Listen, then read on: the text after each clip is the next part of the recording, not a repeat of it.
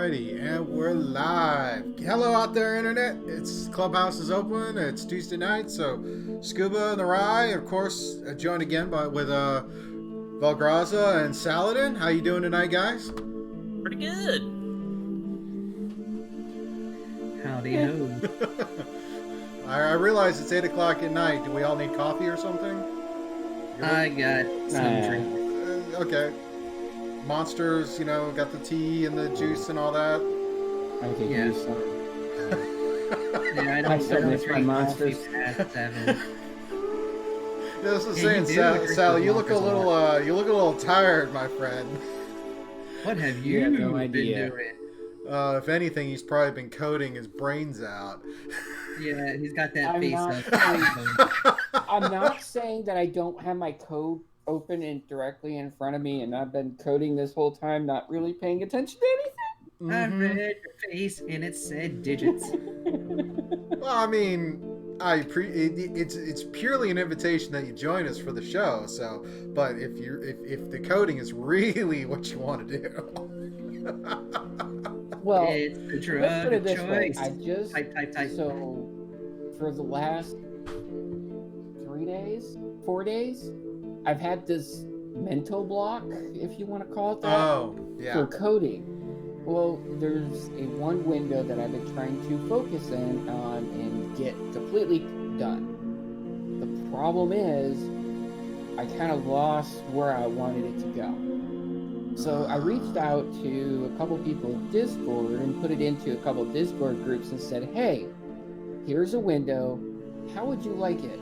And they gave me some options and some ideas. So right now I'm working through those, but for the last 3-4 days, I've been just kind of like, can't figure it out. So I think everybody on this screen and quite a few people who've listened to the show, either via the podcast or the VODs, all can attest to sooner or later we have some form of writer's block, and it sucks. Well, in It this case, definitely it's sucks. even worse because it's like I have to finish this part in order to do anything. I can't even complete, even though it's a program where you're like, oh, you could just go on and do other things and then come back to it. This is an integral part. I can't do that. This is the key to working all those other windows. It's like, Yeah, I understand. Yeah, a good therapy, at least for me, whenever I hit a writer's block, if I'm working on one of my stories or the novel or, a new idea, I just go and take a walk. Or I drive and listen to music. Those have always been a good trigger for me to keep going, or trigger to get over that wall. Speaking of music, that 20 albums in 20 days is a good list to pick music from. Yes, it is. Oh, by the way, I cannot post that on the Scuba Studio Facebook page because of the privacy settings you have it at. Just an FYI. Oh yeah, I know. But I'm not gonna take those privacy settings off because the second I do, it goes rampant posts on my boards. So I understand. Yeah. But I understand. If you want, if you want, you can send me the stuff and I'll put it up there as it's not attached to you, but just even you can do it. Set it up as like, hey, here's a post that goes out. It's strictly on that. Strictly posts as the page using the publishing tools. Then you can sit there and put that out because I think it's pretty interesting and probably could spark some conversation. I know I haven't caught the entire list, but I've caught a few. I have it saved in a document. So every time I go and write every day when I post it, I save it to a document so I can give you that document. And if you want to go ahead and set it to start posting. As an artist myself,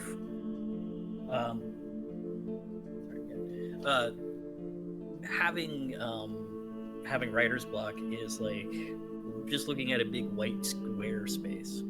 So in order to, and I agree with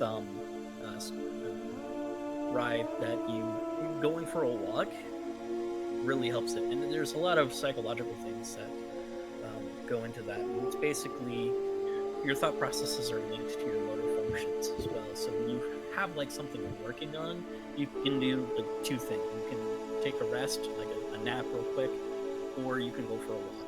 Either of those work really good. It helps free up the space. You get time to think about it. You ever hear that saying, when you have to make a really important decision, they say sleep on it. Oh right? yeah, give your subconscious time to chew on it.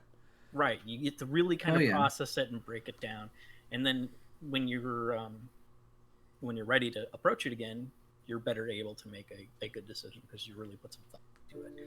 I had sort of like a drawing block, I guess, because I had did this piece on Saturday, and I was not happy with it, and I noticed one of the streamers I was following, one of the art streamers, his name's John _Silva _ and he's done artwork for Blizzard, Diablo, Magic the Gathering, a whole bunch of other stuff, and he was like offering free, like this time only, free reviews, and I was like, ooh, hey, take a look at this, and he gave really good feedback, and I made a lot of changes and posted the picture and like the progress that I'm at right now, and it's came out a lot better, and I was very happy with it. But a lot of times when I'm working on a piece, I'll just take a break, go for a walk, and then come back.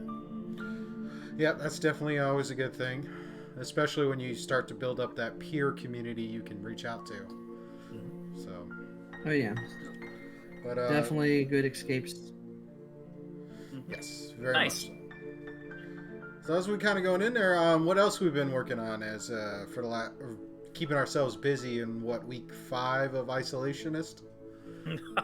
Super isolation. I've been just working on like he mentioned, I'm an artist, so I've been working on a novel, been going back and editing it, and then I'm going to have somebody re-edit behind me before I publish it, which is a romance novel, the one I mentioned before. I'm about a third through re-editing it, so it'll be a while before I get that done. I've been reading this book on screenplays, halfway through it, so my next tackle would be to write a screenplay, it'll either be focused on a military person, or I'm gonna take one of my coming of age stories I started and change it into a screenplay. And just games, movies, and working on that, like Scuba said, that 20 for 20 list on the Book of Face. Which so is why don't you elaborate more on what the 20 for 20 is? Okay. Anybody who hasn't stalked you on Facebook yet. Yeah, you can stalk me on Facebook, but I'm not gonna tell you where to find me, raw guy. But basically, I saw my cousin doing this 20 for 20 list for the albums, and I thought it was an interesting idea. So I took time. I went through all the music that I've listened to throughout my lifetime, and I picked 20 albums that really had an impact on me from younger to now. So it's a varied degree of albums. So each album, I go every day, I post a picture of the album, and then I explain how it impacted me and why it impacted me. And then just anybody that had some kind of influence from the album, like, comment, share, whatever they want to do. And every album I've got to see, various different people have had a different take. Various people were influenced by certain albums and not. So, but yeah. So every album, there's some that are popular, there's some that are indie artists. It just has a different touch. Most of it has impacted me in some way writing. So every one of these albums usually has some way of influencing us to a certain degree of my writing style, of my technical style, how I've evolved to topic, and everything in between. Awesome. So what was today's Any pick? of Blink 182, today, right? No, that was yesterday. Blink 182 was yesterday. Oh, it was okay. Blink 182. Enema of the State was a pop rock album that came out when I was in high school. So that was a good, fun album. Today was it's actually a country album. It's actually the newest album on this list. Came out in 2015. It was Eric Church's Mr. Misunderstood. Okay. So. Nice. And there's various other ones that people might know, like Linkin Park Hybrid Theory, Stain, Break the Cycle, Incubus, Make Yourself, some notable names, but there are some indie ones that if you go back through it, you'll be like, let me take a look. Listen, it might be good. Indeed. What about you, Graza? What you been working on? I think we covered. Sal said he's been coding most of this time. Yes. Super code. I have been working on improving my culinary skills, and of course, as poor and small as they are, I successfully made a really good soup today. Yay! And Awesome. and also got a little battle scar. Well, you know, there are better ways of adding iron to food, right? Yes, indeed. This was not the kind of plate I wanted to add. That's fair. Super plate. Platelets, yeah, lots of platelets. Anyway, so, yeah, so just working on trying to get better at adding the flavors, kind of just doing it by smell, sight, and I wish I could find it, but I remember years ago there was a guy who came out with a cookbook, and it was really kind of a geek-centric cookbook because it was written from a chemistry point of view, explaining the chemical reaction of this spice and this ingredient, that ingredient, and why some work in some combinations really well, and some combinations you want to kind of avoid. Very much like in chemistry, there are certain things you just don't mix without it going kaboom. Yes. So the other than that, it's just basically doing sketching daily, working on my piece that I do every Saturday or Sunday, depending. And oh yeah, here's the list. Nice. It's good because working on doing something every week kind of helps me improve as an artist because I can get better at it and get faster at it. Eventually, my goal is to become proficient at what I am trying to do enough to where I can offer commissions. Yeah. Or just for now it's just for myself. I do this to make myself happy and improve as a person. And I want to be able to be at a point comfortable-wise that when I do open it up for commissions, I will not be so stressed and start to hate it because I don't want to hate art. I love art. It's the reason I'm alive. Yes. As long as it's something you love doing, keep doing. Yeah. Yeah. So for now, but it's good to build variety within it. Yes. Because if the one thing I've learned with writing is definitely if you hit a wall, work on something else. That's why I'm always jumping between different things I'm working on with writing, because that way it keeps me fresh, keeps me thinking, if I work on one project, it'll brainstorm me for the other project. So yeah, subconscious is amazing how it'll chew on things like that. All right. Well, I don't really have a whole lot to go into other than been working on video editing. My version, my a little bit of creativity has been video editing, and did some cleaning around the house. Kind of settling into that whole stay-at-home parent role right now. I did do the thing for the resume writer, so that's starting to work its way through, and I have gotten some new recommendations on LinkedIn, so we'll see how that plays out. The funny thing is, and this is the funny thing, is one of the things I had to do for this checklist is I had to find job postings for what I would like to be like my dream job, so to speak. And of course, this is where I've been having kind of my own writer's block on how do I want to approach this. So while I was looking through, I actually found there was a position for a configuration and release engineer for a company that's out in Austin, Texas. interesting. Yes, little small company. Wizards of the Coast. Oh? And I was just like, really? So pick that up. There was even something for Blizzard doing a release manager for them as well. And it's like, okay. And then there was a post today about a customer service manager for Wizards of the Coast in their Renton, Washington office. And I was just like, tempting. My cam died. No, you're good. No, You're good. Your cam on here, it like stopped or whatever. It's paused, but on stream it looks fine. Yeah. Okay. It's freaking me out there. Did do a D&D game on Friday. This one my kids actually joined in, and it was interesting. But I'll give a campaign diary on that during State of Game. But haven't really done a whole lot. I mean, like I said, it's been that whole stay-at-home parent thing in isolation. So, but yeah, let's kick into do movie reviews. What do you say? Sounds good. Let's go for it. Let's ride on that high. Yes, yes.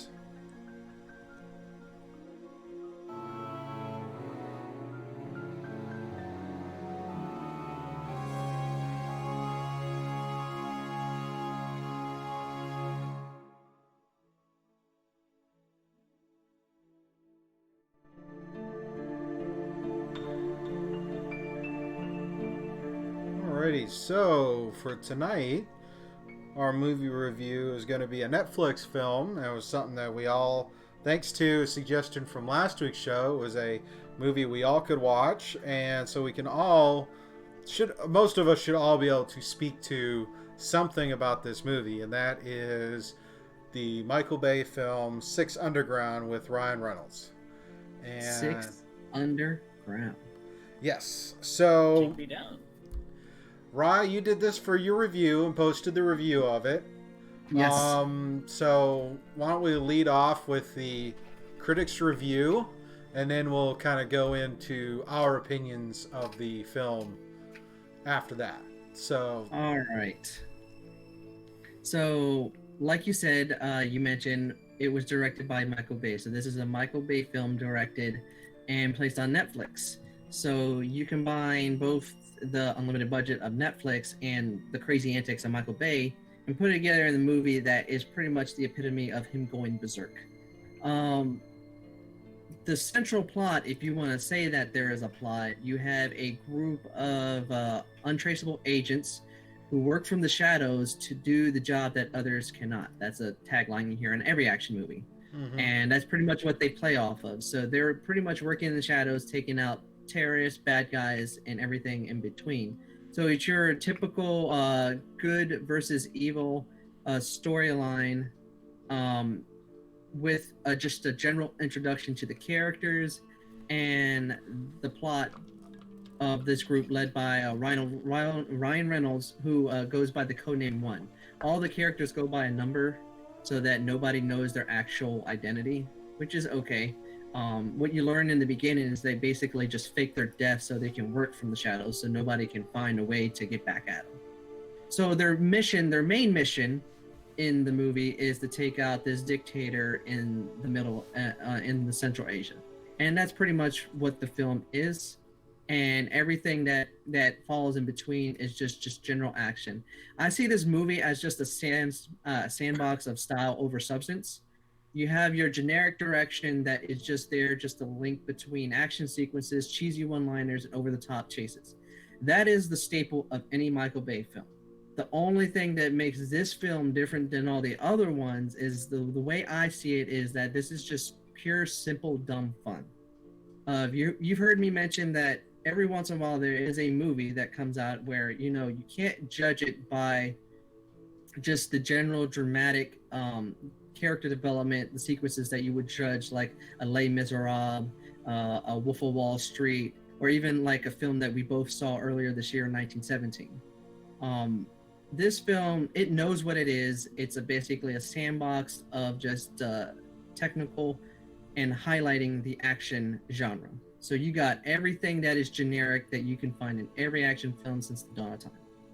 And knowing that, there are times where the sequences are just insane and just fun to see. Some things are just mind cringing, but I think what kept the film just generally entertaining, or at least some sort of cohesion, is Ryan Reynolds himself. He's allowed to be himself. He has some pretty trippy one-liners. There's couples that caught me off guard and made me laugh.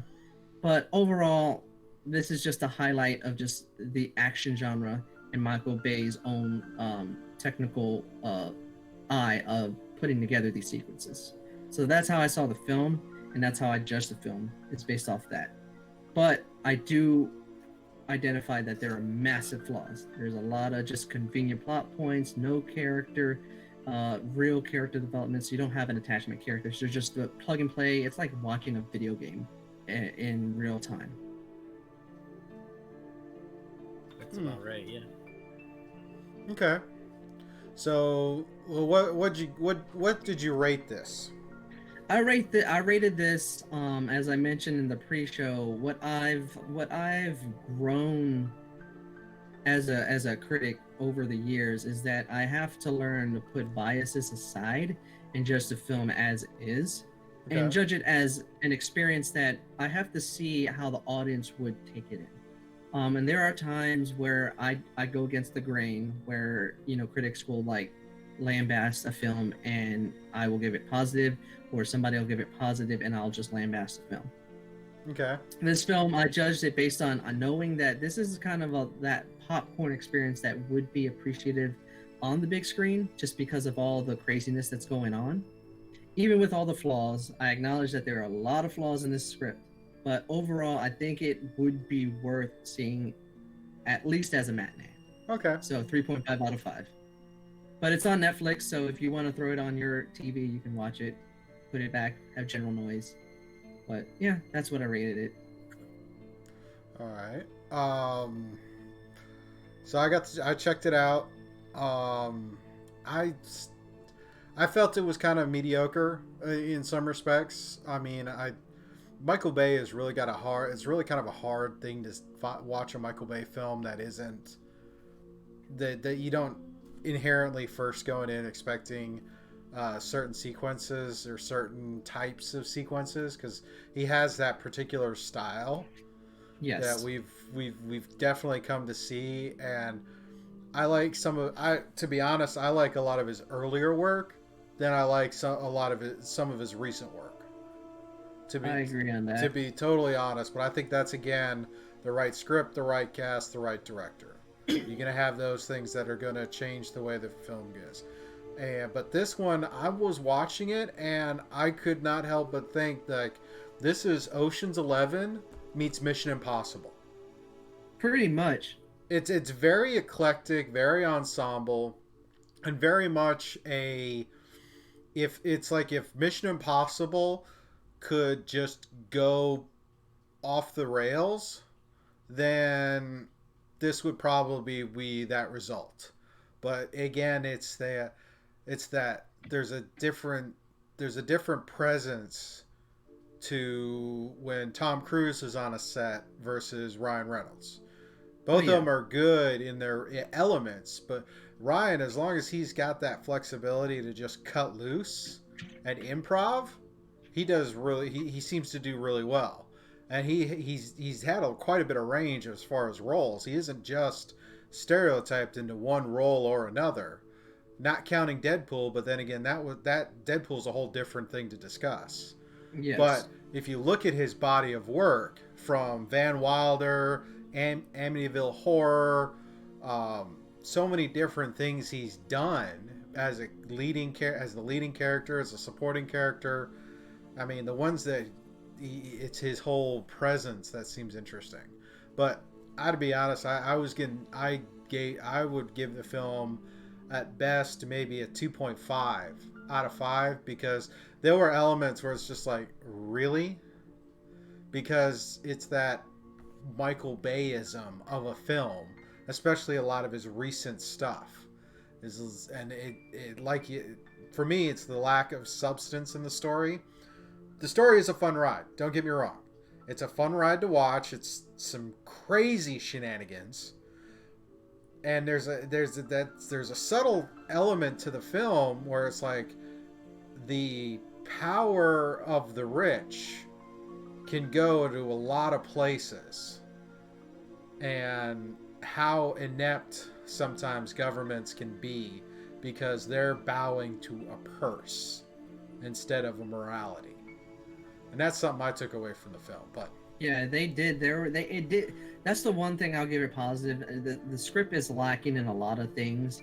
but it was able to give that subtlety instead of like force feeding the idea of Rich being able to do anything. It was very subtle, and it was built into that idea of working from the shadows. So I did appreciate that tagline, if there was a positive.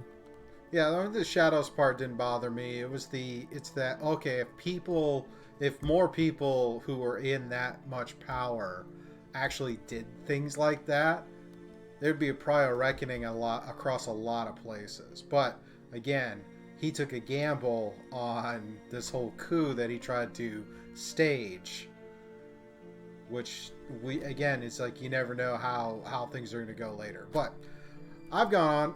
Graza, or what about you? What was your take on this? Your review of the film? As a sort of a storyteller myself, my mom's also an author. I really enjoyed the visual tour de force that is the actual like meat and potatoes of a Michael Bay film, where just everything, all the stunts were spot on. Seamless. You couldn't tell. Like constantly kept thinking to myself, how the hell did they film that? That's the one thing that Michael Bay is good at. He's good at doing action. Especially now with the technology of green screens and digital art, it's like, yeah.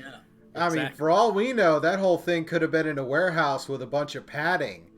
And then all of it. I mean, some of the set. I mean, it's hard to tell with set pieces, but yeah. Yeah. But there's definitely a few. I was like.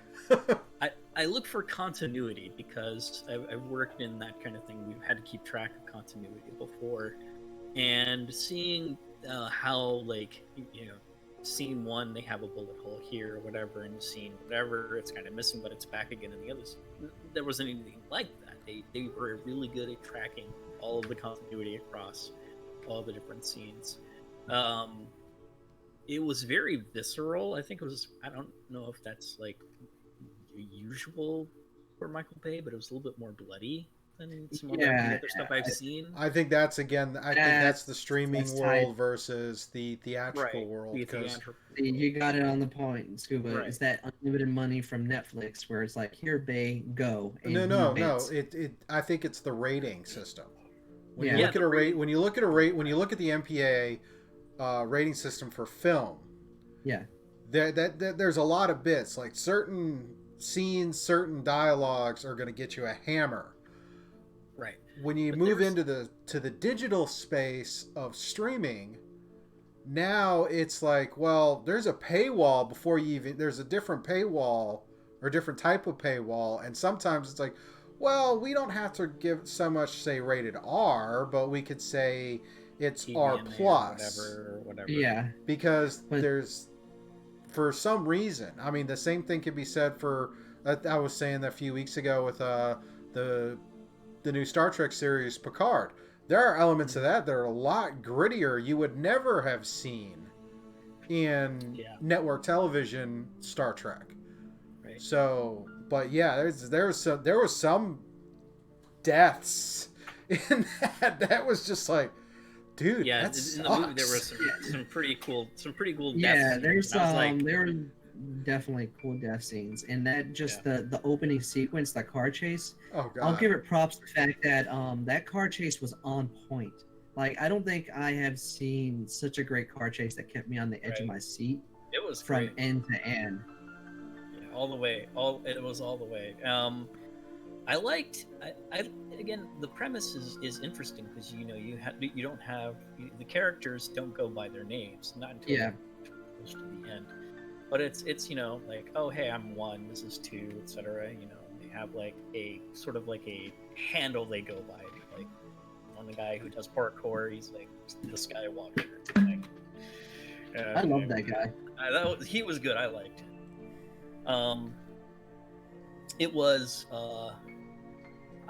I enjoyed the movie. I give it a 4 myself because I'm into that kind of stupid explosions and running around and shooting things. I didn't like the thing that didn't do it for me was the how it was broken up at the beginning, where they're kind of like going. The guy like Ryan Reynolds talks about the past, gets into the one part, and he goes, "Oh, and now you're caught up." But right after that, you have more flashbacks, and that was like, you're talking about the flashbacks for each of the individual team members. Yeah, they could have, like, there's ways you could have probably done that, and you know, it's I didn't agree with how that was all cut together. Let's just put it that way. Yeah, the editing on some of those was like continuity. I agree totally, but some of that flip back and forth. You're like, yeah, wait, it kind of like Raya's mentioned this before, where you're in the moment, right? Let the audience enjoy that moment. Don't pull the audience out and go, okay, here, let's kind of take it down a little. We're going to go into the backstory. Then we're back into the car chase, and then pull us back out, and we're back. Then we're back into the, you see, you have this kind of like push and pull thing where it kind of takes you out of the element that you're in, and that's not. It's kind of jarring for the audience unless that's kind of like what you're going for. And I felt like that could have been handled better. I'm just saying. Yeah. It's a 4. Little less ADD. Yeah. There is no matter what genre, you have to have a seamless transition, even if you're telling stuff backwards, like Memento, or even trying to pieces things together, like the Bourne Identity, Bourne Supremacy, Bourne Ultimatum films. You can piece things together, but you got to know like exactly the point to transition back. Mm-hmm. And like. That was one of the flaws. Is like, as much as I enjoyed that car chase, it stopped to show the backstory. I'm just like, no, I want to see the car chase. Get me back to the car chase. I'm having lots of fun watching them roam around wherever it is they're at. I think they were in Italy. Italy. Yeah, they were in Italy, which is like really crazy place. And I think anything in old Europe is crazy to do a car chase. Yeah, because the cities were not built to handle cars. They were never built to handle cars. It isn't like coming to the West, where every city is built to handle cars. So car chases, so it kind of gives you that claustrophobic feel, the kind of narrow in that, they're barely making different things. People are jumping out of the way. Everybody's on Vespas. They're on Vespas. It's that kind of narrow corridor you're going for. Again, it's the hallmark of a good director, where you can pick the location to really accentuate the kind of scene that you're trying to do, and that's what Michael Bay is good at doing. And it's just when we, like I said before, the editing part where you get disjointed from that experience can be jarring. Yeah. Yes. Again, that was really great. I know that Sal has some interesting points that he wanted to bring up, so I will hand the floor over to him. Okay. Put the thumbs in place. Well, mine was thumbs down. That's it. It's just thumbs down? Let's put it this way. I watched it previously, I believe when it first came out, and I hated it so bad that I put a thumbs down on it in Netflix. So I did not venture to even go to watch it. Okay. So... Yeah. That's fine. I don't even know anything why I didn't like it, but if I hated it that much to put a thumbs down on it and actually do a mental block, I'm not even gonna bother. That's fair. I mean, we're a pretty diverse market share here. I mean, but that's my input for it. Yeah, straight to the point. Now keep in mind that I watch movies for the entertainment purpose. I don't do all this other crap that all you guys are doing. Oh, this director, this... I don't do any of that. Mine is for entertainment purposes. So obviously you were not entertained by this film at all. Nope. Okay. Well, I mean, to be honest, that's sometimes what we need when we get to talking critics, is like, we're looking at dissecting. I mean, Graz is like, how did they film that scene? How did they film that scene?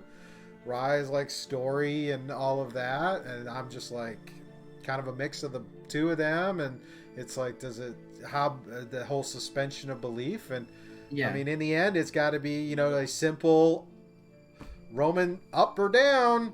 It's it doesn't entertain people. It doesn't matter who the director is, doesn't matter who the actors are. This is that point where I need a block in the side that says, just to play that GIF from Gladiator. Are you not entertained? Are you not entertained? It's like, if it doesn't entertain someone, then it's not a good movie. No matter who the director, who the actors, it don't matter. That's true. If it doesn't entertain the people, it's not good. Yeah. You may get tons of money, but it's not entertaining in the least.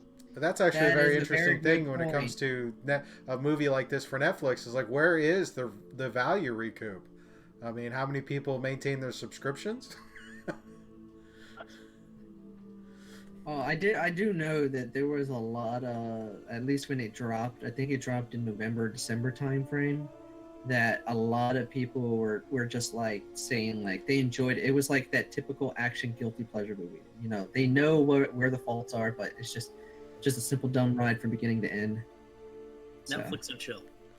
Yeah, I think after discussing it, I think I would refine my comparison. I would say it's a Ocean's 11 meets Mission Impossible meets Triple X. Ironically, they actually talk about knocking off a casino when they go to Vegas. I know, that was such a great meta joke at the end. It was. That was such a great meta joke at the end.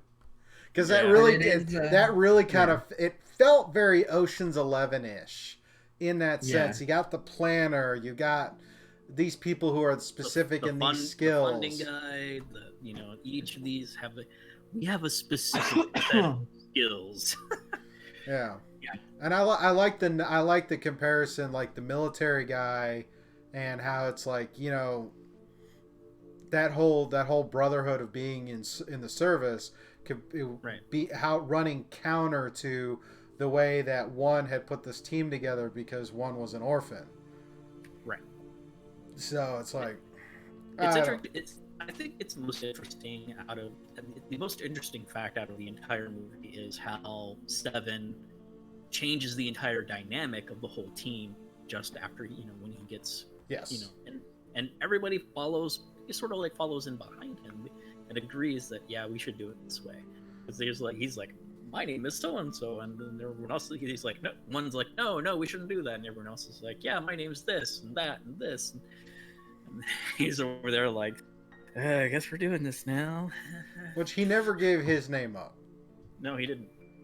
No, we don't know one's name. I think that's part of the whole appeal for him. He's the generic billionaire. Tech mogul. Yeah, so I mean, very, very ambiguous there, but I think it's still funny. So. Oh yeah, it's a very play on. There's that little satire about the billionaire, but you don't really know. And he just smiles every time they try to ask him where to get it. He's just, I just did. or how about when he does some of the tactics and Seven's like, where did you learn that? You'll find out. Where did you learn? You'll find out in the sequel. Yeah, like he said, he was like with some very sus type of people, and jump out of airplanes. I think it had to do with some of the tech he developed and selling it to the CIA, and being able to. I mean, it's kind of like that felt a lot like when you look back at Dark Knight, and when Bruce goes to China to extract that guy, and how it's like, or just in general, when you look at when you look at the whole thing of Batman and how he got all of his training, and then think about all the various contacts he's got for so many different skills. Oh yeah. I mean, you can't be. That's kind of what that struck me as. It's like, oh well, I know a guy who knows a guy. Or money opens the door to many contacts and opportunities to learn and profit. Yes. So, all right. Well, I think we're good on that film. Mm-hmm. So, next up, we got State of Game. Oh boy. State of Game, where we talk about the various games we are playing and whatnot. You can get a little bit of gaming news. Say again? How's the airsoft going? Fields are all still closed. Welcome to the world of quarantine. On that note, Swamp Sniper did post a pretty touching video of the field as the season is changing and everything's waking up because it's spring. So that was kind of cool. But you have to go to check that out on YouTube for Swamp Sniper. But it was a really nice video. Nice. But yeah, Airsoft is kind of... But again, until the world starts to turn again. Everybody's role-playing the end of the world or the apocalypse, so the fields are empty. Everyone's dead, technically. I mean, I've seen people, they make plenty of wasteland jokes just going to the Walmart to get toilet paper. I mean... You're out in the parking lot having to barter with people, yo, man. I got exactly. some It's portobello hilarious. Mushrooms, man. You got Like, some some apples. I mean, going out and seeing people wearing like baklavas or all these masks to cover their faces and stuff. It's like, I get it. I'm not degrading the importance of being safe or whatever, but at some point, it's just like, can we just move on? I mean, please? Well, not until they give the all clear, so people are just gonna. It's technically. Yeah, and that. Well, let's not go off the rails. Let's stay to state a game. Then we can go off the rails in the next couple of stories. So, Airsoft aside, that was quick. That was painless. Video games. Video game wise, how's our progress on our games? I got a lot of updates on that. All right. Well, I think we'll start in a different order this time. And how about we start with Saladin? What games? What's your game progress? Space Engineers. Okay, what are you building in Space Engineers now? Actually, I was just relaxing. Okay. Kind of just a sit back, relax game. I just loaded up basically in Space Engineer, which just released to Xbox like 2 or 3 days ago, by the way. Oh, really? Yeah, something to look forward to. But they have, so you can load up a map or load up different places to spawn at, and you can load different things. Well, we call them the cheater maps because they already have a base, they already have like your drills and everything you need to survive. It's already there. Well, sometimes you want that versus having to build everything from scratch. Well, due to us being how we are or how I am, this is a very cheater base because I'd rather go in and build myself, that kind of stuff, because it doesn't take very long for me. Yeah. Within 5-10 minutes, I have a fully functional base, and I'm good. But I don't even want to waste that 5-10 minutes. I just want to just go in and diddle dally around, relax, just do things. Okay. Well, I started that up. I haven't been playing too many games. Been focusing on really other things. So. And we know, but the more complex the mind, the more the need for play. Yeah.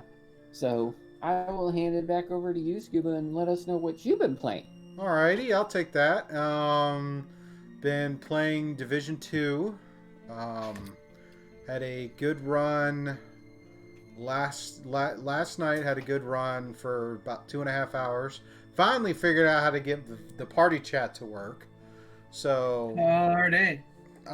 But I've been reviewing the footage from last week, and last week we had a massive, almost 5-hour stream. Yeah, it was long last week. However, there are chunks of it that the stream had gotten so corrupted that that there was no audio. So it was pretty ugly. But last night's stream I think went pretty well. I have to review the video for it, but between that and just playing some all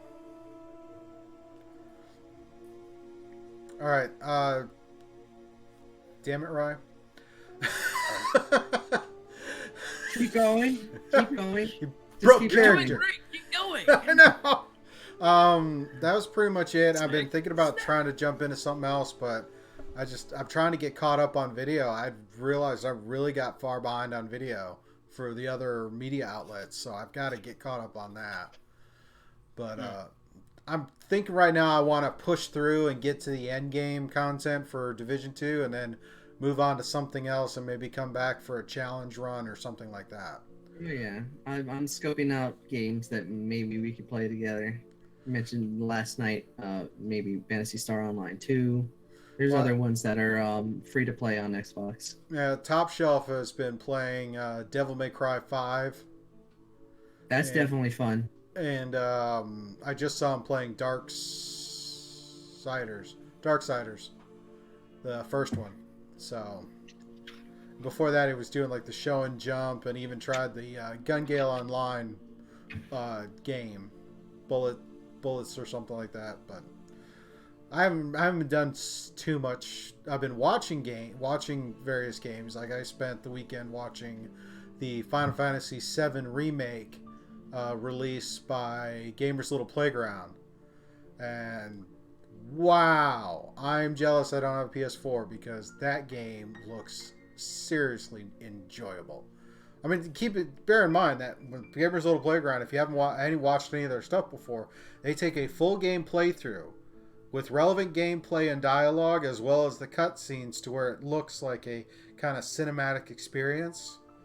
And for just the first part that was released for Final Fantasy VII, that was a 12 and a half hours of video put out over 4 parts. Oh yeah. And it's just that first section of the game that was released, so it's just like, wow. But all right, I'll toss it over to Rye. What about you? Well, transitioning into that, you hope you had a PS4 to get Final Fantasy VII Remake. I am going to pick up that game at some point, because the more and more I see it, the more and more I get enticed. So yeah, it's going to drop in my PS4 this week. But it's a big download, so I'm probably going to get an external so I have space. Yes, good idea. So, but other than that, I've been playing Division 2 with you, and you can watch our streams here on the Twitch channels if you happen to catch it. Other than Division 2, I did finish up the Outer Worlds. So I did complete that game from end to end and finish the story in that. And I must say that was a very a good, relaxing, and enjoyable RPG. It was deep enough to where choices mattered. So everything you do in that matters. It has a consequence. So when you get to the end and it does its epilogue, it shows the outcome of all the choices you made up until that point. So it was definitely a cool, different experience. It was definitely fun, pitting factions against factions. You gain reputation highs and lows depending on if you're working for certain groups and working on different planets. But overall, it was a good RPG. Definitely, it was fun. Other than that, I have just, for some reason, I have jumped back into playing Torchlight 2 on my Switch just because I love loot and I love action RPGs, and that game just is a time sink. And yeah, so the next games on deck will probably be Days Gone, because eventually I got to take out the wrapper, and Final Fantasy VII Remake. So those will probably be the next 2 I jump in. All right. And Phantasy Star Online 2 once I start to dabble into that and see if I like it or not. All right. Well, that leaves anything else, Roy? No, that's it. I popped the breaking news, but we can see that for later. that goes in a little later. All right, Graza, what about you? What's your gaming experiences of the week? I'm glad you asked, Scuba. I've had a pretty good week of just kind of like playing, believe it or not, just regular Minecraft. And then there's No Man's Sky, which had an update again recently, which added mechs to the game. I'm really actually very excited. I haven't got a chance to get my hands on one just yet. But just traditional good old Minecraft with the newer updates and stuff is fun. Just hang out with friends, relax. And which kind of actually brings us to one of our really awesome stories about games being used as a sort of meditative state, like what Sal was talking about earlier, where he would, he logged in not just to like be challenged, but just to relax, just to like to chill, to just be a part of the game. Some of the stuff in there was like Animal Crossing, for instance. You have that kind of zen kind of feeling where you go around, you collect different things, you talk to people, you do a routine, and it lasts all day. I mean, the day cycles are the same as wherever your region is. Mm-hmm. And it's a very fast. It's a good article, and I recommend. It's in the show notes. So definitely go check it out for sure. And another good article a long time ago. I saw this a few years ago. Was Bullet Hell shoot like games as Zen like meditation. So in a bullet, for those who don't know, a bullet hell game is basically, think of it like the old arcade games where you'd fly like an airplane and then you'd have like things shoot at you. Now I get it. And you have to dodge out of the way. It's like that, except more extreme than that. So you have to maneuver your craft while firing, and make sure you get in it, because there's patterns to the attacks. It's not just random. There's patterns to the attacks. So you figure out the pattern. But as you're playing, some players take it to the next level and they enter they actually enter a zen-like state. There was some research done on people, like they would have the electrodes on the thing and they would play the game, and they achieved a brainwave pattern similar to monks doing, who have been trained for many years, entering into a zen meditative state. And it's fascinating to see how some people you can, and it's great for your brain. It really is. You once you start trying to actually go, oh hey, I'm doing so good, start thinking about the moves, that's when you lose. But as long as you're focusing on the different, you're not actually focusing on it, but you're letting your own intuitive whatever take over, and it's really good. Let's see here. Right, and that's pretty much it for that. But also, you have another story linked on here, which was speaking of the PS4. You have before you jump too far ahead, let's backtrack on the one you were just saying. The Gaming is Meditation is an article from the BBC, as you mentioned, Graz. It is in the show notes, and I was just wanted to get a couple everybody else's opinions on the whether it's a personal opinion or a personal experience with playing some of the games, because they're not talking like running and gunning in Call of Duty or something like that. They're talking some that would be more some that could be argued as casual play type game, or a game that is more artistic than just a platform, a typical platform like, say, Call of Duty or Diablo or something like that. Minecraft. Yeah, Minecraft is probably one I've spent many hours doing nothing, just doing that as kind of just doing something for my subconscious to chew on something else, or I'm working through podcast episodes and want to play Minecraft while I'm doing that because I don't want to be distracted by whatever game I want to try and play.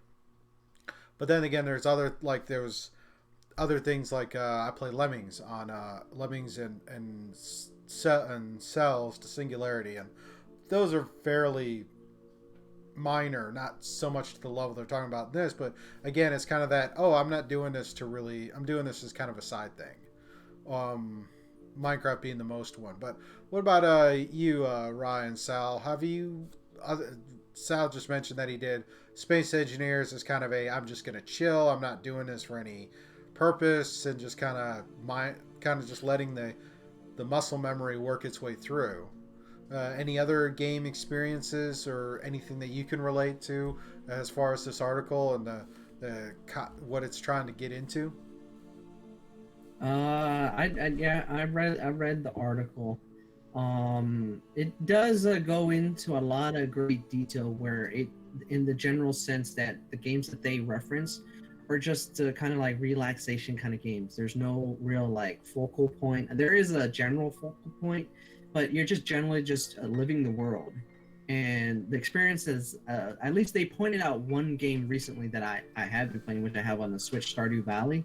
It was one of those typical games. You just go around mining, farming. You know, you have certain goals you have to reach.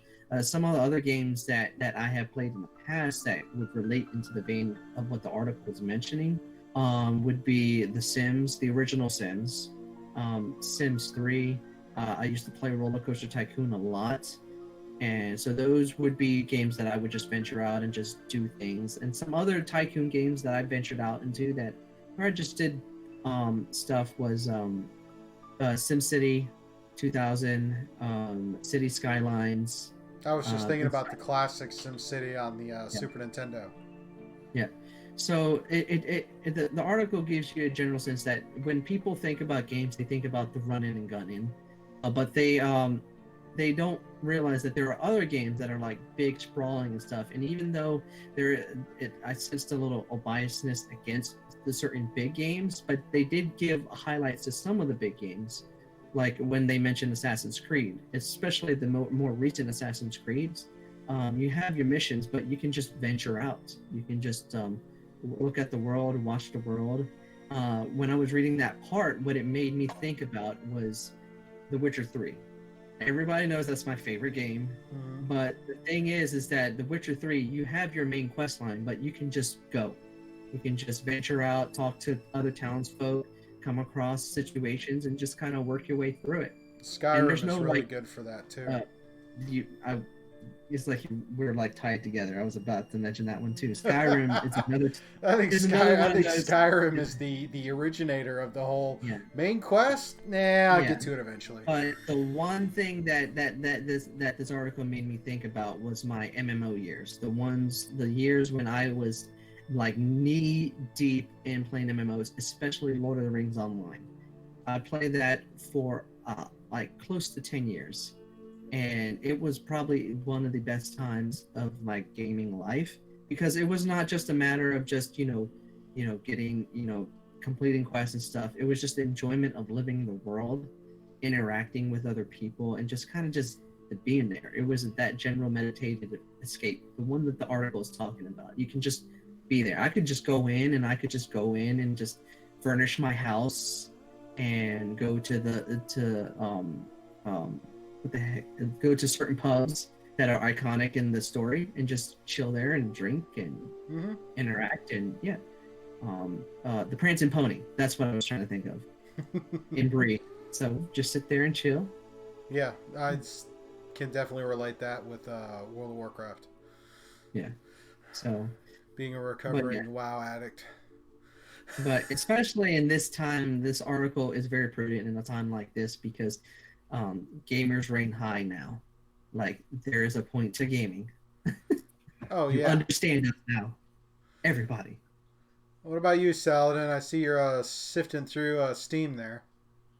Yeah, so the main one that I can use personally is like a getaway. There's about 3 of them. And of course, Space Engineers. Everybody knows about Space Engineers. I've talked about it enough. That game is a game where if you played it enough, then it does become relaxing, because you can just sit there and build, whether you're survival or creative. You can just build because you already know how to play the game and well enough where you have no real fears of dying anymore in the game.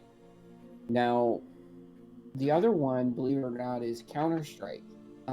Because I've played it so long, I played Counter-Strike Source, not the new crap. But I go into certain servers and they have gun games, they have op shootouts, that kind of stuff, or some of the older maps. So it's just kind of fun and interacting with the people in there. Yeah, some people play for a lot more than just fun, But a lot of us go in there. There's a couple servers that I go on to do that. But the other one is the one I have on my screen right now is Reassembly. This one is a top-down thing. It is like one of the best ones that I know of. For the simple fact of it's $15, and you can keep playing this continuously, and you build little ships, and you keep growing bigger. And it's just one of those, you don't have to play it. It's not a MMO or anything like that. You don't lose anything. You close out, you come back, you have all your same stuff, you go back into the world. You sit there and play that. But other than that one, let's check out another one that might be fun that people would realize is this one. I can't make out the name. Zombie Defense. Okay. It is a mindless clicking. Basically, you're just moving characters around, and you're buying different characters, put them in a circle, and you're done. I think at some point, yes, it's a little more intense, but for the most part, if you're already passed all the way through, you can just go through it again and just kind of see what you can do, kind of deal. I think there's something with that. With I think all of us have kind of hit on, and I'm venture this out and see if you agree. Is all these games that really kind of lead into that kind of Zen state? All the controls are extremely simple. Oh yes. I mean that seems to be like the magic sauce, so to speak. Is Minecraft? It's like construct or destroy. Subnautica. Once you get through the basics, which you learn in like the first 30 minutes, there's no time limit to try and do anything else.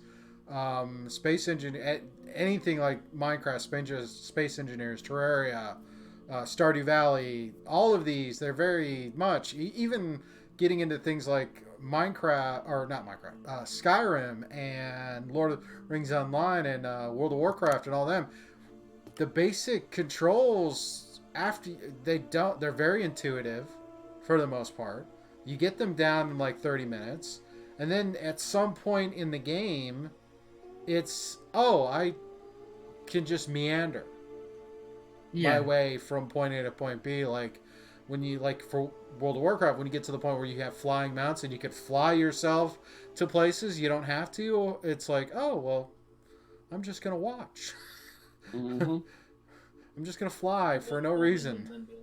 And all the ones you're showing, it's like the controls are extremely simple. Yes, and Plants vs. Zombies. Can't go wrong with that. Nope. I heard that was a fun game. It is an amazing game. Just to sit there and mindlessly kill zombies. Especially once you get your line set up and you just let them go. And it's like, okay. That sound, that music, just kind of... Yeah, the music is really good in the game, so I leave the music going half the time. But otherwise, yeah, there's not many games that I can say that I go back to.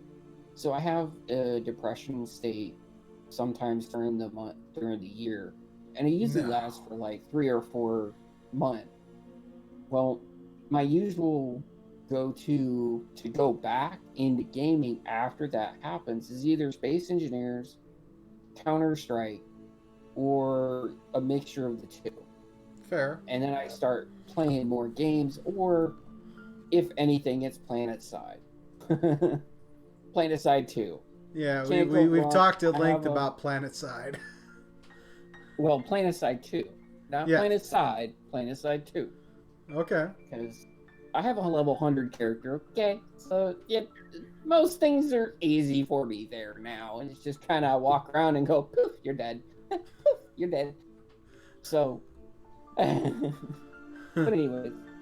Simon says those die. are the... Yep. Well, I'm a sniper, so that's gonna be our new show challenge. Is somebody has to make some Demolition Man reference at some point.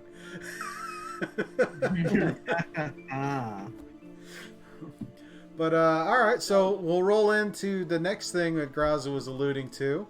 And that was another article about Sony and PlayStation. I guess Sony's having this play-at-home initiative, and they're going to give away free games.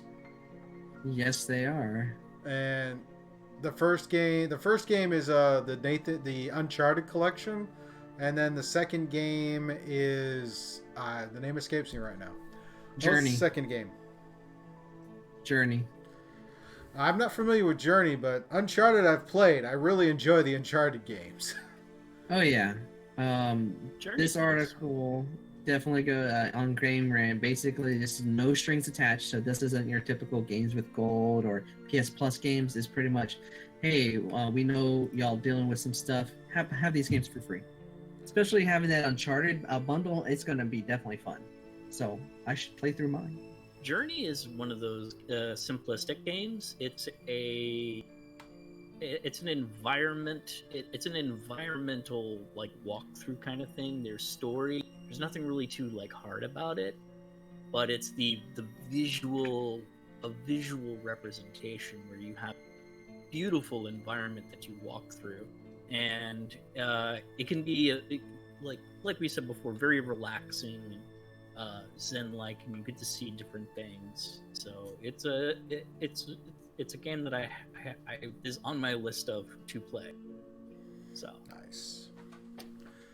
If I can get my hands on a PlayStation, I will definitely reactivate my PlayStation Plus and start checking it out. Okay. I'm gonna download that Journey right away. I mean, it's nice that they finally did something similar to the games with gold, because that's one of the few things I don't like about comparatively speaking, is like with games for gold, you get your free games a month, but then if you don't renew gold, you don't lose access to the games. With PlayStation Plus, you just stop renewing that subscription, you lose access to all the games. So it's like, So I kind of like how Sony's doing something like this, which is really hard, really uncommon for them. But again, and also it's like this also tells me out of the box thinking to encourage social distancing, which is a complete reverse. So when we were before all this, their it's like potential customers to die and not give them money. It's like, we need you to get our game, so here's a couple free ones. It's we would always be, it's like, no, don't stay inside and play video games all day. Go outside. Now stay inside all day and here's some video games to keep you from being bored. Oh yeah, I enjoy my video games, but I enjoy going outside too. So, well, it's ironic too, because it's the whole people need to go outside now. These young whippersnappers. It's hilarious because some of the people like ourselves, sort of introverts or whatever. Even though I go outside quite some, enough to get some air and walk around and stuff. People who are already good on the social distancing thing are doing fine. There was a meme I saw today. Actually, it was a collection of T-shirts. That was Final Fantasy, the original encouragement for social distancing. I can't help but disagree. I need that shirt. Hey, I mean, in fact, it has a lot of great stuff. In fact, one of our airsofting buddies, he was on Twitch earlier today, and he was playing Final Fantasy IX. And I was just like, ooh, I haven't watched that forever. That's nice. It's a good one. Huh? My favorite of Final Fantasies was 8, the Dark Horse. That 8 was good. I liked 8. I kind of liked X. I liked 7. I like 7. I like X and X2. I didn't get too far in X2. Yeah. But I have 7, 8, 9, X, and X2. I think my favorite one has got to be 15. I've not played that far. Yeah, 15 is fun. I've been thinking about going back to it because I got all the DLCs for it. And Top Shelf asked me at dinner today, I was like, how many Final Fantasy games are there? I'm like, sequentially or not? Are we including spin-offs? Are we including cameos? Are we including the one on the left corner that it took Tactics. time? Final Fantasy Tactics. Yeah. Can't go wrong. How about the MMO? The MMO was... Yeah, it's numbered. It's still it's technically... And he's... Top Shelf is like, how do they continue the story across that many games? It's like, there's your first mistake. He doesn't know. He doesn't know. Cohesion doesn't exist. I think we came up with... I think we came up with, if you don't count Smash Brothers, 28 titles. That sounds about right. Yeah. Because I think if you have 1 through 15, you have the three spin-offs for 7, Kingdom Hearts, and probably X2 now that I think about it. So about 28 different Final Fantasy games. I think I remember on the side, like a slight tangent, there was a movie I saw, and I think they went either like time travel or they woke up or in the future, and they're like, how many Terminators are there? How many Final Fantasy games is, I need to know. Oh, come on. Gotta go with the original. Back to the Future 2. Jaws 30. Jaws 30. Yes. cheesy CG shark hologram. It's like shark. He was scared out of his mind. Like, shark still looks fake. Like, yeah, now.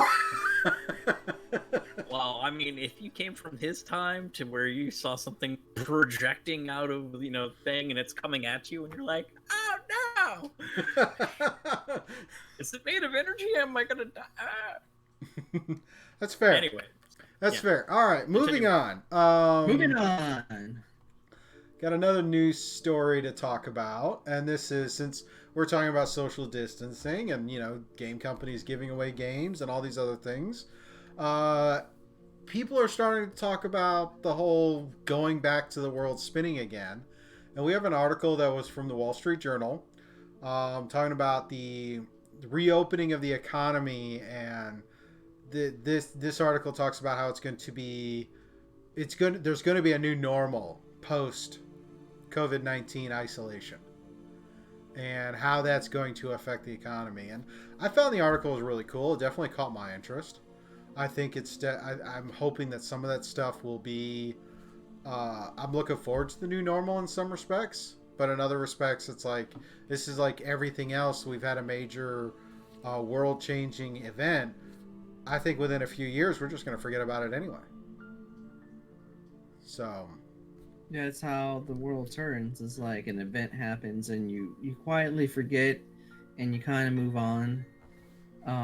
This article I mentioned in the pre-show, it was a very middle ground article. It provided a very thorough examination of how things can get back through a basic introduction. It was not saying, hey, that we're not going to be able to go here or we need to never go back here. It's like, we're going to get back. It's just baby steps. And people need to just come to the realization that, you got to take incremental steps to get back. But at the same time, you can't buy into that hysteria because obviously, like any virus, if you understand viruses need a host. Viruses eventually burn out. And you have heard, and they mutate, and you definitely, once that happens, kind of like the flu, you get, flu season, you always get a flu shot. Most people do. This is just going to be just part of that group, Well, one of the things I'm looking at is like, my wife works for Walmart, and they have been selling bicycles, in droves. And there's been a lot more people doing some outdoorsy things, social distancing in mind.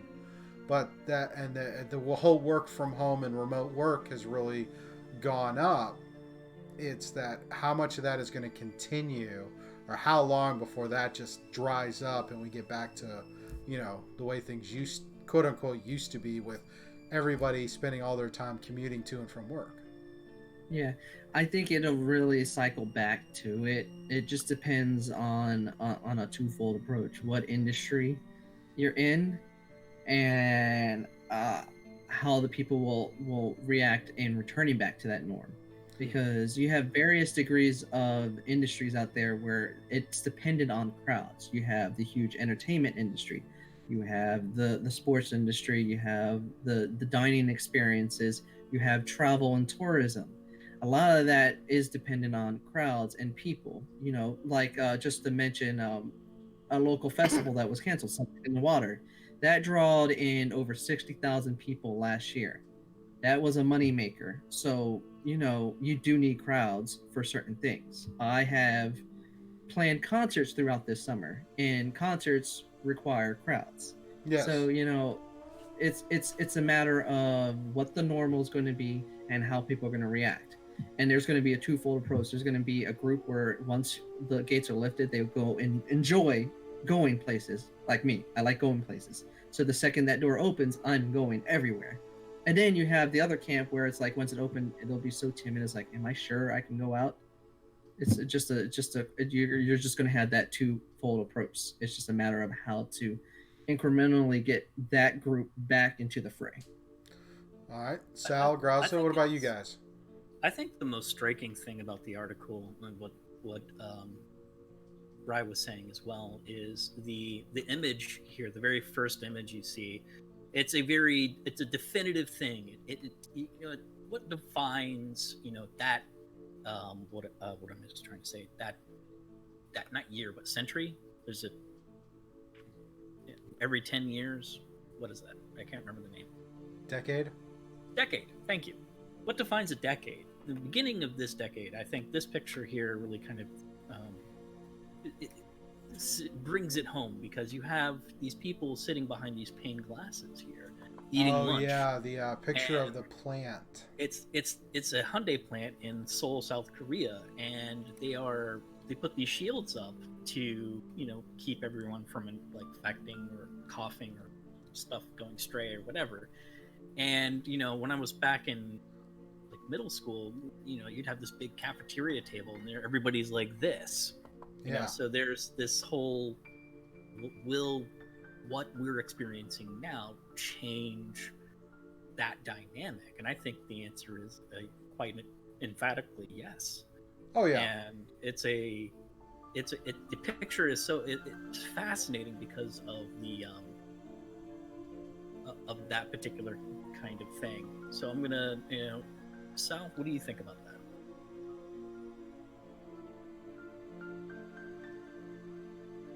Sal says he has no input. He's busy typing away on them digits. He's probably back into coding. Code away. Right, I support your endeavor.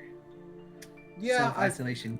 I mean, that's a very interesting image. Another one near the top of the article is that picture of the street pre-COVID, and then a picture of the street now, where it's like you can literally see all the way down and see what's written on the road.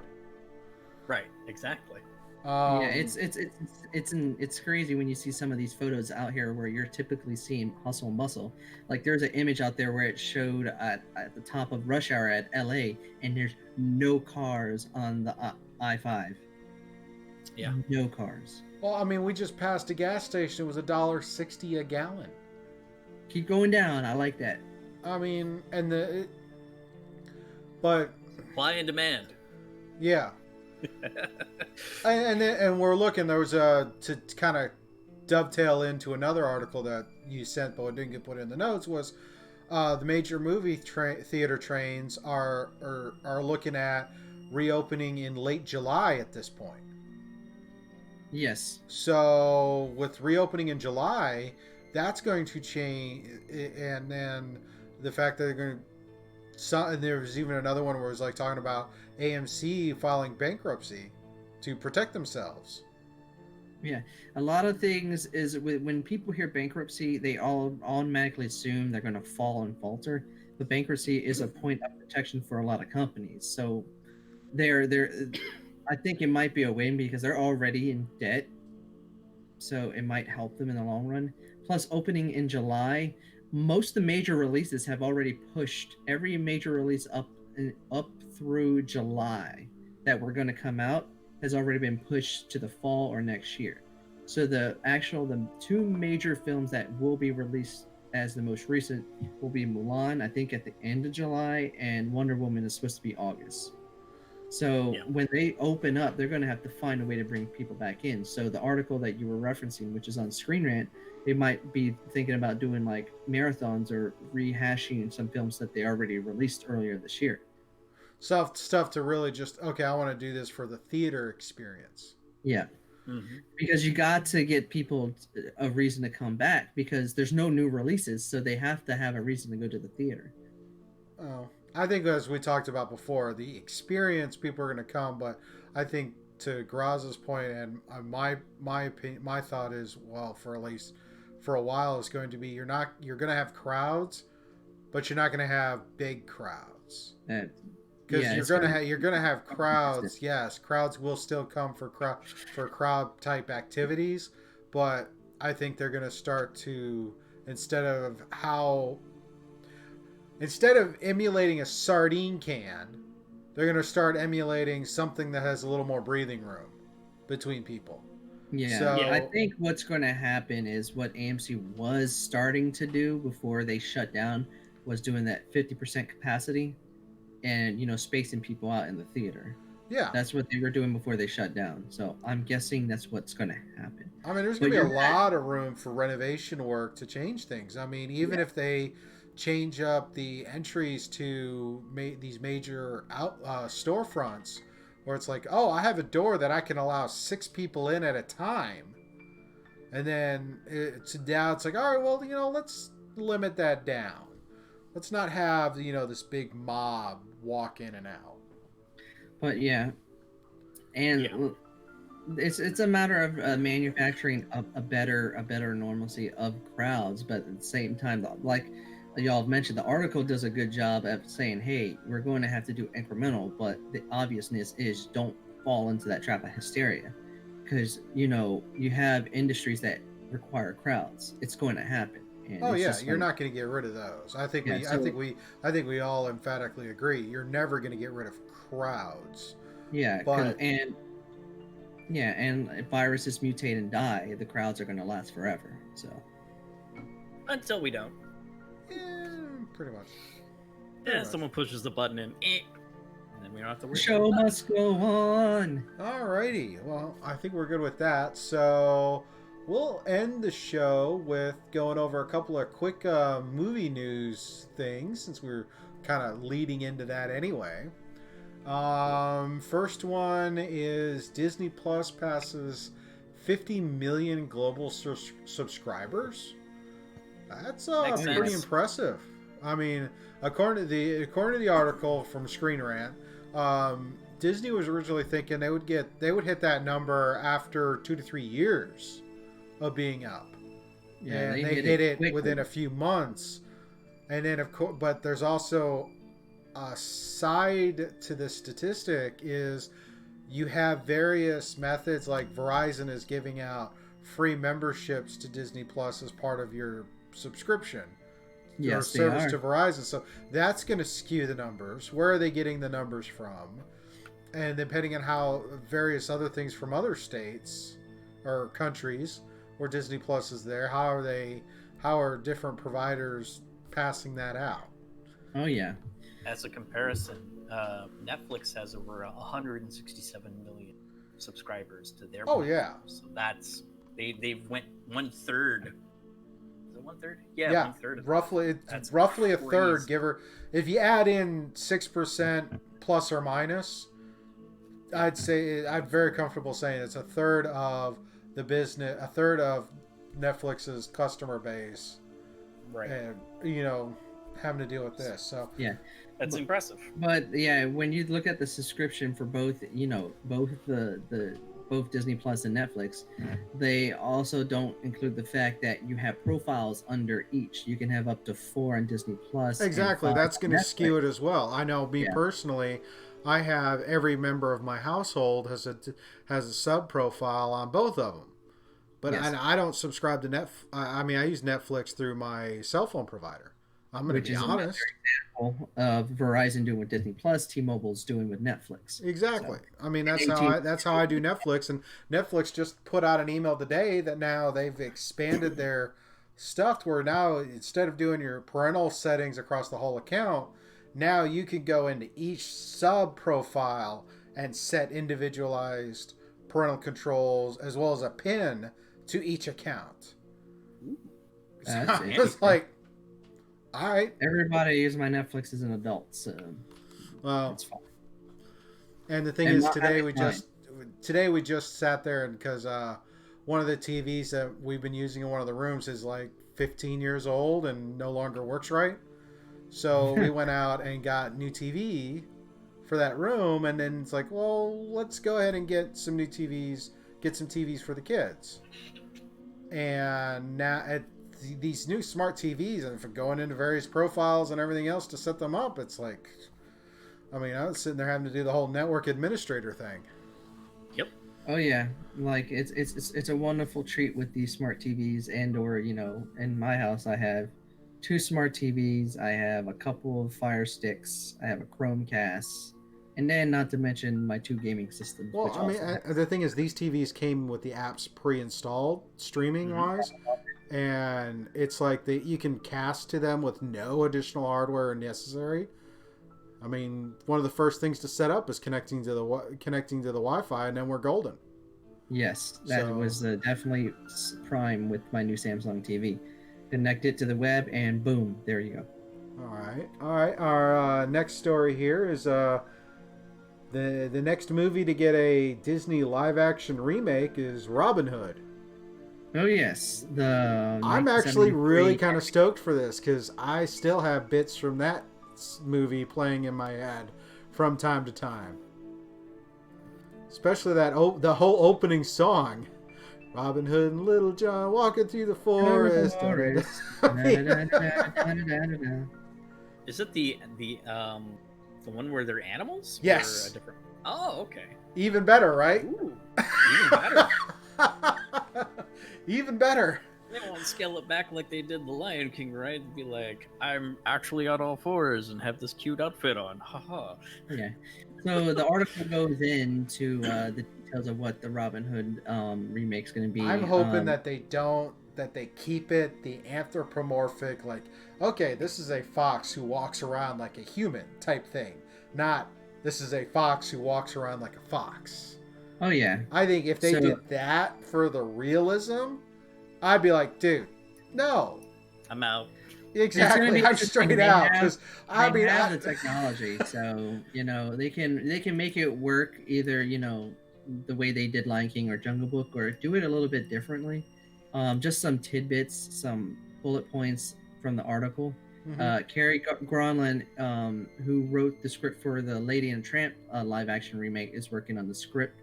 And the director, Carlos Lopez Estrada, is attached to it. And he did a little small indie film, a critically acclaimed indie film back in 2018 called Blind Spotting, which I watched and thoroughly enjoyed.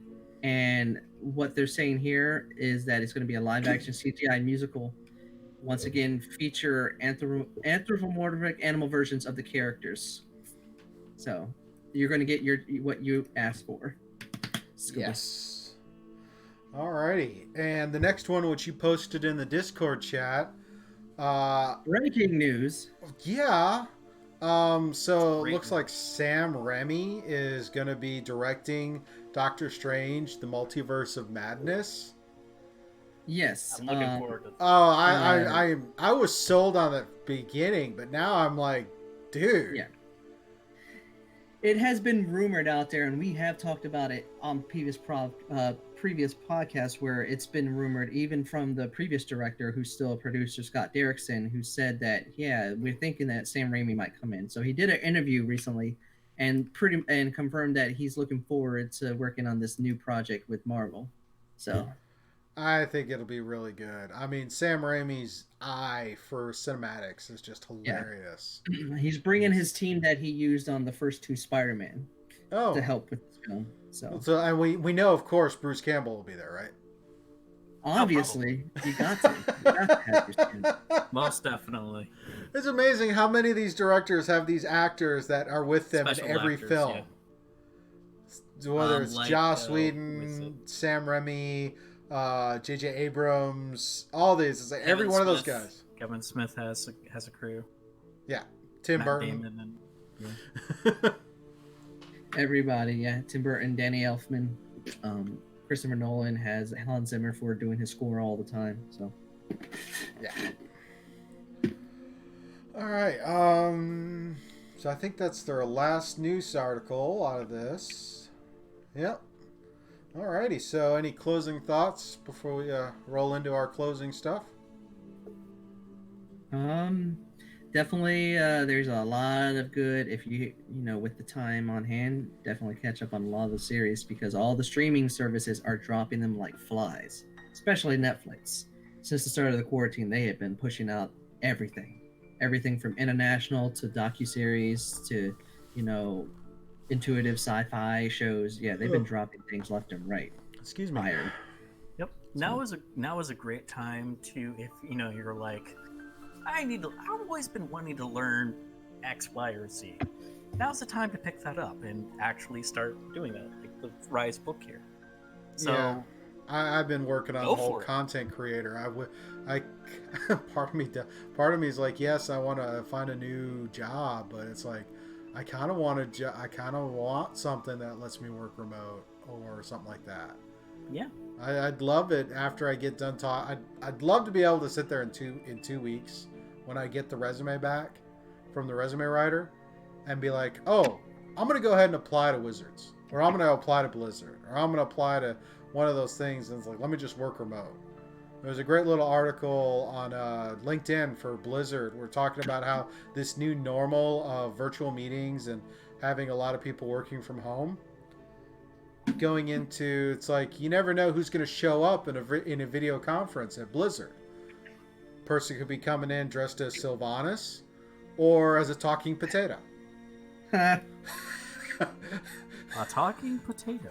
And they had a picture of the person that had that bit where they had it's like a filter where it made him look like a talking potato. Oh yeah. And I'm like I would love to go work for a company where having that kind of humor is not going to sit there and be thought of as being way unprofessional. Oh, this is par for the course, bro. Don't you know that? You're working from home. What do you expect? And to be fair, they said that even before isolation, the chance of the talking potato joining the meeting was there. I need to meet this potato. Could today be the day you meet the talking potato? Hey, Kirby can always show up in a meeting or two. Yeah, like he shows up every week for us. Yes. Right there. Sounds appealing. Just thinking about the whole thing. The whole thing at the end, it's like, all right, well, hey, we're done with isolation. We all get together in the same room again. Kirby pillows staying here when that happens. Of course.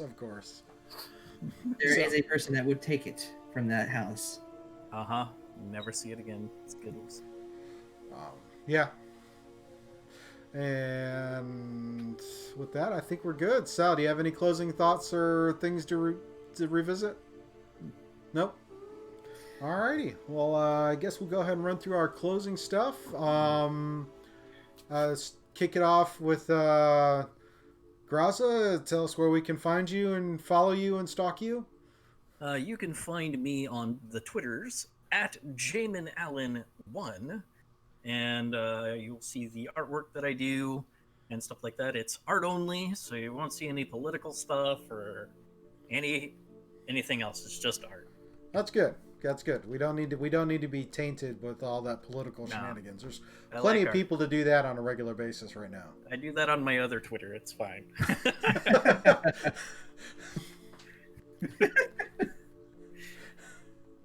All right.